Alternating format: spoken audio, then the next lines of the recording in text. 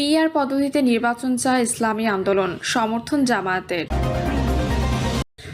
যুবশক্তির হুঁশিয়ারি, বিএনপির পরিণতি আওয়ামী লীগের মতোই হবে। জানাবো প্রকাশ্যে মাথা থেতলে হত্যার ঘটনায় কঠোর অবস্থানে বিএনপি। এবং সর্বশেষ জানাবো দেশে এসে বিএনপিকে চাঁদাবাজদের কবল থেকে উদ্ধার করুন বলছেন এনসিপি নেতা। শুনছিলেন সংবাদ শিরোনাম, এবারে বিস্তারিত। যুবশক্তির হুঁশিয়ারি, বিএনপির পরিণতি আওয়ামী লীগের মতোই হবে। জাতীয় নাগরিক পার্টির যুব সংগঠন জাতীয় যুবশক্তির আহ্বায়ক তারিকুল ইসলাম বলেছেন, বিএনপি দেশ জুড়ে চাঁদাবাজি ও সহিংসতা বন্ধ না করলে তাদেরও আওয়ামী লীগের মতো পরিণতি ভোগ করতে হবে। তবে তারা চাইলেও এটা বন্ধ হবে না, কারণ চাঁদাবাজি বন্ধ হয়ে গেলে বিএনপি 90% নেতাকর্মী আর দল করবেন না। তারিকুল ইসলাম বলেন, বর্তমানে চাঁদাবাজি হচ্ছে বিএনপির একমাত্র আয়ের উৎস। অন্তর্বর্তী সরকার বিএনপির ভয়ে কাতর হয়ে আছে। এই পরিস্থিতিতে কখনোই আমরা নির্বাচন প্রত্যাশা করতে পারি না। তাই বিএনপিকে সারা দেশে তাদের সহিংসতা বন্ধ করতে হবে, তা না হলে আওয়ামী লীগের মতো বিএনপি এবং এর অঙ্গ সংগঠনকে পরিণতি ভোগ করতে হবে। প্রকাশ্যে মাথা থেতলে হত্যার ঘটনায় কঠোর অবস্থানে বিএনপি। পুরান ঢাকার মিটফোর্ড হাসপাতালের সামনে প্রকাশ্যে মাথা থেতলে হত্যাকাণ্ডের ঘটনায় কঠোর অবস্থান নিয়েছে বিএনপি। এই ঘটনার সঙ্গে জড়িত কাউকে ছাড় দিচ্ছে না দলটি। এমনকি এ ধরনের ঘটনা যাতে আর না ঘটে সেজন্য দল শুদ্ধি অভিযান চালানোর সিদ্ধান্ত নিয়েছেন দলের শীর্ষ নেতারা। মিটফোর্ড হত্যাকাণ্ডের ঘটনায় মামলার আসামি 5 জনকে এরই মধ্যে আজীবনের জন্য বহিষ্কার করেছে জাতীয়তাবাদী যুবদল, স্বেচ্ছাসেবক দল ও ছাত্র দল। বিএনপি 3 অঙ্গ সংগঠন বলেছে, গত 1 বছরে অপকর্মের অভিযোগে 1000-এর বেশি নেতাকর্মীকে সংগঠন থেকে বহিষ্কার করা হয়েছে। বিএনপি সূত্র জানায়, ঘটনা জানাজানি হওয়ার পর গত শুক্রবার দলের পক্ষ থেকে শুদ্ধি অভিযান চালানোর সিদ্ধান্ত সব ইউনিটকে জানিয়ে দেওয়া হয়। বিএনপির স্থায়ী কমিটির সদস্য সালাউদ্দিন আহমেদ বলেন, দলের জেলা থেকে শুরু করে তৃণমূল পর্যায়ে একটি শুদ্ধি অভিযান চালানোর সিদ্ধান্ত নেওয়া হয়েছে। কী প্রক্রিয়ায় এই অভিযান চালানো হবে জানতে চাইলে তিনি বলেন, কোনো দাগী অপরাধী কোনোভাবে দলের সঙ্গে যুক্ত কিনা, দলে নতুন করে কেউ অনুপ্রবেশ করেছে কিনা, বিএনপির নতুন সদস্য যারা হয়েছেন তাদের আগের ইতিহাস কি তা পর্যালোচনা করতে বলা হয়েছে। এ বিষয়ে দল থেকে ইউনিট কমিটিগুলোকে একটি নির্দেশ দেওয়া হয়েছে। বিএনপির জ্যেষ্ঠ যুগ্ম মহাসচিব রুহুল কবির রিজভী সম্প্রতি বলেছেন, দলের শৃঙ্খলা ভঙ্গের অভিযোগে বিএনপি এর অঙ্গ ও সহযোগী সংগঠনের প্রায় 5000 নেতাকর্মীর বিরুদ্ধে বহিষ্কার সহ বিভিন্ন শাস্তিমূলক ব্যবস্থা নেওয়া হয়েছে। রিজভী গতকাল রাজধানীতে এক অনুষ্ঠানে বলেন, মিটফোর্ডের ঘটনায় বিএনপি বা বিএনপির অঙ্গ সংগঠনের নামে যাদের নাম পাওয়া গেছে তাদের রাতেই আজীবনের জন্য বহিষ্কার করা হয়েছে। বিএনপি একটি বৃহৎ পরিবার, কোনো ছিদ্রপথে 2-1 দুষ্কৃতকারী ঢুকে পড়লে সেটা সবসময় হয়তো খুঁজে রাখা যায় না। এত বড় একটি পরিবার, কিন্তু কোনোভাবে যদি দুষ্কৃতকারীকে চিহ্নিত করা যায় তার বিরুদ্ধে ব্যবস্থা নিতে দল কখনো কার্পণ্য করেনি। মূল আসামিদের এজাহার থেকে বাদ দেওয়া রহস্যজনক। পুরান ঢাকায় মিটফোর্ড হাসপাতালের সামনে প্রকাশ্যে মাথা থেতলে হত্যাকাণ্ডের ঘটনার মূল আসামিদের এখনও গ্রেপ্তার না করা এবং মামলায় এজাহার থেকে তাদের বাদ দেওয়া রহস্যজনক বলে দাবি করেছেন বিএনপির 3 সংগঠন। গতকাল সকালে রাজধানীর নয়াপল্টনে বিএনপির কেন্দ্রীয় কার্যালয়ে জাতীয়তাবাদী যুবদল, স্বেচ্ছাসেবক দল ও ছাত্রদল যৌথ সংবাদ সম্মেলন করে। 3 সংগঠনের পক্ষে যুবদলের সভাপতি এ মোনায়েম মুন্না বক্তব্য দেন। তিনি বলেন, এ ঘটনায় যারা সরাসরি সংশ্লিষ্ট ভিডিও ফুটেজ ও সিসি ক্যামেরায় যাদের দেখা গেছে, আশ্চর্যজনকভাবে তাদের মামলার প্রধান আসামি করা হয়নি।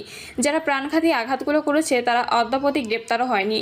এর কারণে আমাদের বোধগম্য নয়। বাদীর মেয়ে বলেছেন, মামলার এজাহারে খুনের সঙ্গে সরাসরি সম্পৃক্ত 3 জন খুনিকে পুলিশ কৌশলে বাদ দিয়ে নিরপরাধ 3 জনকে আসামি করেছে।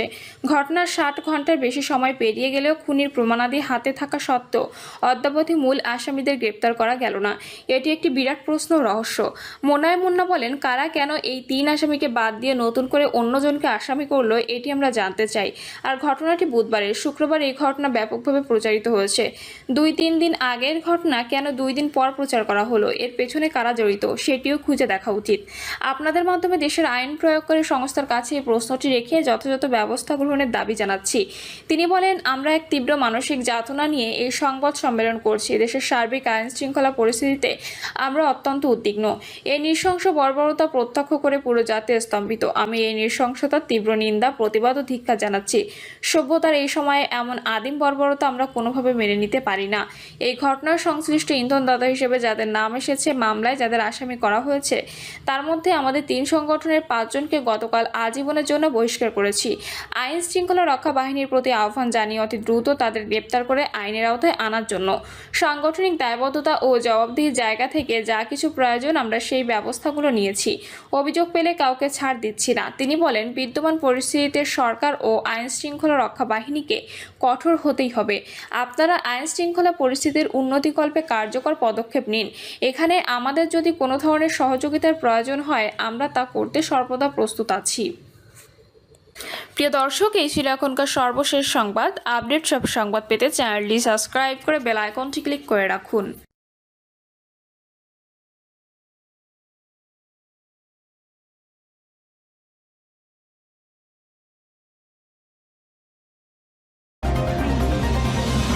পিআর পদ্ধতিতে নির্বাচন চায় ইসলামী আন্দোলন, সমর্থন জামায়াতের।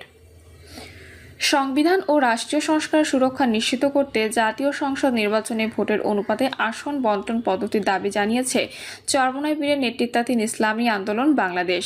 এই দাবিতে সমর্থন জানিয়েছে জামাত ইসলামী, যারা বলছে সংস্কার ছাড়া তারা কোনো নির্বাচনে অংশ নেবে না। একই সঙ্গে অভিযোগ করেছে রাজনৈতিক সংস্কারের ঐক্যমত্যে না এসে বিএনপি নির্বাচনে বিলম্বিত করছে। ইসলামী আন্দোলনের আমির সৈয়দ মোহাম্মদ রেজাউল করিম বলেন, পিআর পদ্ধতি হলো মাদার অফ অল রিফর্ম। এটা বাস্তবায়ন ছাড়া প্রকৃত গণতন্ত্র সম্ভব নয়। পিআর পদ্ধতির সমালোচনায় বিএনপি বলছে, এতে সরকার গঠন স্থিতিশীল হবে না। এর জবাবে চরমোনাই পীর বলেন, ঘন ঘন সরকার পরিবর্তন আর রাজনৈতিক অস্থিরতা এক বিষয় নয়। ইতালিতে বারবার সরকার বদল হলেও রাজনৈতিক স্থিতিশীলতা রয়েছে।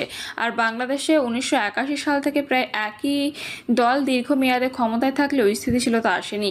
পিআর পদ্ধতিতে আঞ্চলিক প্রতিনিধিত্ব নিশ্চিত হবে না। এর সমালোচনার জবাবে ইসলামী আন্দোলনে আমির বলেছেন, জাতিগত ভাষাগত বিবেচনায় বাংলাদেশ একক ধারার দেশ। স্থানীয় প্রতিনিধিত্বের বিষয়টি মুখ্য। যেসব ভাষা, নৃতত্ব, সংস্কৃতি ও ধর্মের বিভাজন রয়েছে, তারপরও পিআর পদ্ধতিতেও ভৌগোলিক প্রতিনিধিত্ব নিশ্চিত করা সম্ভব তুরস্কের মতো বিভাগভিত্তিক নির্বাচনের মাধ্যমে। পিআর পদ্ধতিতে সংসদীয় আসন থেকে এমপি নির্বাচিত না হওয়া জনগণ প্রতিনিধি নির্বাচন থেকে বঞ্চিত হবে। এর সমালোচনার জবাবে রেজাউল করিম বলেছেন, এলাকার উন্নয়ন সংসদ সদস্যদের কাজ নয়। এমপিরা বৈষম্যহীন নীতি প্রণয়ন করলে দেশের সর্বত্র উন্নয়ন হবে। আর উন্নয়নের জন্য স্থানীয় সরকারের প্রতিনিধিরা রয়েছেন। পিআরে এমপি প্রার্থী না থাকায় কেউ ভোট ডাকাতের জন্য মরিয়া হবে না। ফলে নির্বাচন সুষ্ঠু হবে।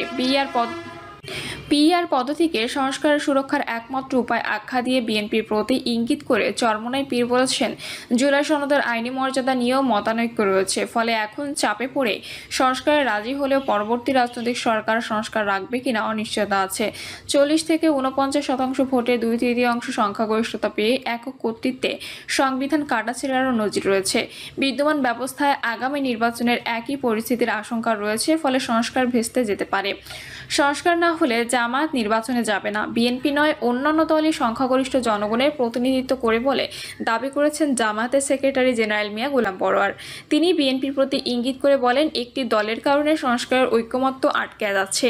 ঐকমত্য না হলে কমিশনের উচিত গণভোটে যাওয়া। জনগণ যদি আমাদের অবস্থানকে গ্রহণ করে তবে পিআর হবে, গ্রহণ না করলে আরেকটি দল যা বলছে তাই হবে। পিআরে একমত দলগুলোকে নিয়ে একটি কমিটি গঠনের প্রস্তাব করেন জামায়াতের সেক্রেটারি জেনারেল। সংস্কার ছাড়া জামায়াত নির্বাচনে যাবে না জানিয়ে বিএনপির উদ্দেশ্যে গোলাম পরোয়ার বলেছেন, আপনারা বলছেন আমরা নির্বাচন চাচ্ছি না, পিআর এর কথা বলে নির্বাচনকে পেছানোর চেষ্টা করছি। আমরা বলতে পারি, আপনারা তো সংস্কার চাচ্ছেন না, আর সংস্কার না হলে তো আমরা নির্বাচনে যাব না। ঐক্যমত্যে না আসে বিএনপি নির্বাচন পিছিয়ে দিচ্ছে। নাগরিক ঐক্যের সভাপতি মাহমুদুর রহমান মান্না বলেন, বর্তমানে যে নির্বাচন ব্যবস্থা চালু আছে তাতে দলবাজি হয়। উচ্চকক্ষে পিআর হলে সংবিধান ৯/৬ করে হাত দেওয়া বন্ধ হবে।